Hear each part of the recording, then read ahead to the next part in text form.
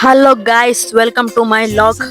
ಇವತ್ತು ನಾವು ಶಾಪಿಂಗ್ಗೆ ಹೋಗ್ತಿದ್ದೇವೆ. ಈ ಮಂತ್ ಎಂಡ್ ಅಲ್ಲಿ ನನ್ನ ಸಿಸ್ಟರ್ಸ್ ವೆಡ್ಡಿಂಗ್. ಸೊ ನಾನ್ ಮತ್ತು ನನ್ನ ಅಮ್ಮ ಶಾಪಿಂಗ್ಗೆ ಹೋಗ್ತಾ ಇದ್ದೇವೆ. ಇವತ್ತು ನನ್ನ ಕಾಲೇಜ್ಗೆ ಕೂಡ ರಜೆ, ಯಾಕಂತ ಹೇಳಿದ್ರೆ ಅಂಬೇಡ್ಕರ್ ಜಯಂತಿ, ಹಾಗೆ ರಜೆ ಕೊಟ್ಟಿದ್ದಾರೆ.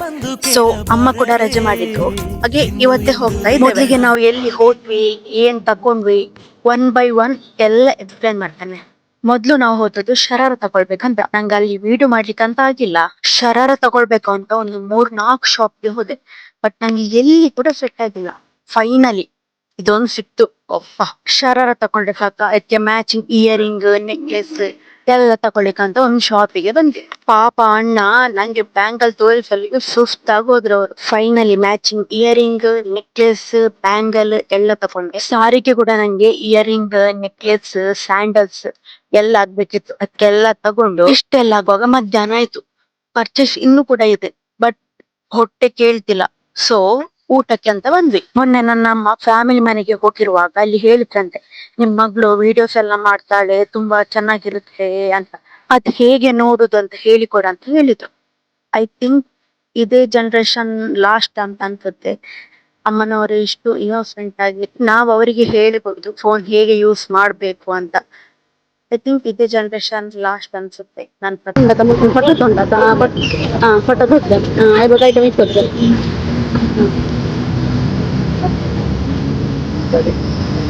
ಅಲ್ಲ ಒಂದು ಪುರ ಯಾನ್ ಪಾಡ್ದಿನ ಒಂದು ಪಾಡ್ದಿನ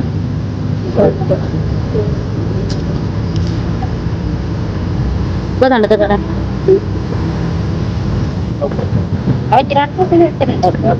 ಇನ್ನೂ 2-3 ಡ್ರೆಸ್ ಹಾಕ್ಬೇಕು, ಬಟ್ ನಮ್ಗೆ ಅಲ್ಲಿ ಸಿಕ್ಕಿಲ್ಲ.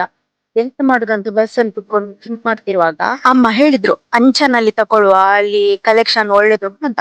ಸೊ ನಾನ್ ಮತ್ತಮ್ಮ ಅಂಚನ್ಗೆ ಬಂದ್ವಿ. ಅಲ್ಲಿ ಅಮ್ಮನಿಗೆ ಸಾರಿ ಎಲ್ಲ ತಗೊಂಡು ಅಲ್ಲಿಂದ ರಿಟರ್ನ್ ಬಂದ್ವಿ. Want me to hold on to your time. തളിരിട്ടതെന്നൊരു തൊന്നും പുലർക്കാലം